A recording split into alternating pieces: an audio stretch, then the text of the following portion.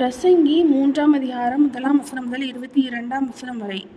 ஒவ்வொன்றிற்கும் ஒவ்வொரு காலம் உண்டு, வானத்தின் கீழ் இருக்கிற ஒவ்வொரு காரியத்திற்கும் ஒவ்வொரு சமயம் உண்டு. பிறக்க ஒரு காலம் உண்டு, இறக்க ஒரு காலம் உண்டு. நட ஒரு காலம் உண்டு, நட்டதை பிடுங்க ஒரு காலம் உண்டு. கொல்ல ஒரு காலம் உண்டு, குணமாக்க ஒரு காலம் உண்டு. இடிக்க ஒரு காலம் உண்டு, கட்ட ஒரு காலம் உண்டு. அழ ஒரு காலம் உண்டு, நகைக்க ஒரு காலம் உண்டு. புலம்ப ஒரு காலம் உண்டு, நடனம் பண்ண ஒரு காலம் உண்டு. கற்களை எரிந்துவிட ஒரு காலம் உண்டு, கற்களை சேர்க்க ஒரு காலம் உண்டு. தழுவ ஒரு காலம் உண்டு, தழுவாமல் இருக்க ஒரு காலம் உண்டு. தேட ஒரு காலம் உண்டு, இழக்க ஒரு காலம் உண்டு.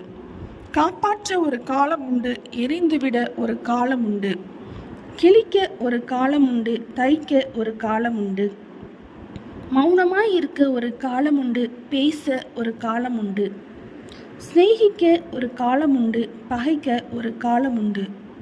யுத்தம் பண்ண ஒரு காலம் உண்டு, சமாதானம் பண்ண ஒரு காலம் உண்டு. வருத்தப்பட்டு பிரயாசப்படுகிறவனுக்கு அதனால் பலன் என்ன? மனுபுத்திரர் பாடும்படி தேவன் அவர்களுக்கு நியமித்த தொல்லையை கண்டேன். அவர் சகலத்தையும் அதின் காலத்திலே நேர்த்தியாக செய்திருக்கிறார். உலகத்தையும் அவர்கள் உள்ளத்திலே வைத்திருக்கிறார். ஆதலால் தேவன் ஆதி முதல் அந்த மட்டும் செய்து வரும் கிரியையை மனுஷன் கண்டுபிடியான். மகிழ்ச்சியாயிருப்பதும் உயிரோடு இருக்கையில் நன்மை செய்வதுமே அல்லாமல் வேறொரு நன்மையும் மனுஷனுக்கு இல்லை என்று அறிந்தேன். அஞ்சியும் மனுஷர் யாவரும் புசித்து குடித்து தங்கள் சகல பிரயாசத்தின் பலனையும் அனுபவிப்பது தேவனுடைய அனுக்கிரகம். தேவன் செய்வது எதுவோ அது என்றென்றைக்கும் நிலைக்கும் என்று அறிவேன். அதனோட ஒன்றும் கூட்டவும் கூடாது, அதிலிருந்து ஒன்றும் குறைக்கவும் கூடாது. மனுஷர் தமது சமூகத்தில் பயந்திருக்கும்படி தேவன் இப்படி செய்து வருகிறார். முன் நடந்ததே இப்பொழுதும் நடக்கிறது, இனி நடக்கப் போகிறதும் முன்னமே நடந்தது. நடந்ததையோ தேவன் விசாரிப்பார். பின்னும் சூரியனுக்கு கீழே நான் நியாயஸ்தலத்தை கண்டேன், அங்கே அநியாயம் இருந்தது. நீதி ஸ்தலத்தையும் கண்டேன், அங்கே அநீதி இருந்தது.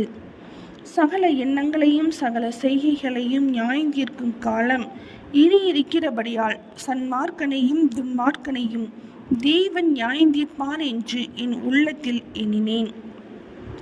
மனுபுத்திரர் தாங்கள் மிருகங்களைப் போல் இருக்கிறார்கள் என்பதை அவர்கள் காணும்படிக்கு தேவன் அவர்களை சோதிக்கிறார் என்று நான் மனுஷனுடைய நிலைமையை குறித்து என் உள்ளத்தில் எண்ணினேன். மனுபுத்திரருக்கு சம்பவிக்கிறது மிருகங்களுக்கும் சம்பவிக்கும். அவர்களுக்கும் இவைகளுக்கும் ஏக சம்பவம் உண்டு. இவைகள் சாகிறது போலவே அவர்களும் சாகிறார்கள். ஜீவன்களுக்கெல்லாம் சுவாசம் ஒன்றே. மிருகத்தை பார்க்கிலும் மனுஷன் மேன்மையுள்ளவன் அல்ல. எல்லாம் மாயையே. எல்லாம் ஒரே இடத்திற்கு போகிறது. எல்லாம் மண்ணிலே உண்டாகிறது. எல்லாம் மண்ணுக்கு திரும்புகிறது.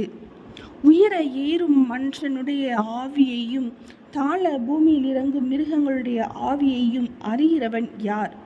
இப்படி இருக்கிறபடியால் மனுஷன் தன் செய்கைகளில் மகிழ்ச்சியாய் இருக்கும். நன்மையே அல்லாமல் வேறே நன்மை இல்லை என்று கண்டேன். இதுவே அவன் பங்கு. தனக்கு பின் வரும் காரியங்களை காணும்படிக்கு அவனை திரும்பி வர பண்ணுகிறவன் யார்? பிரசங்கி 3ஆம் அதிகாரம் முடிந்தது.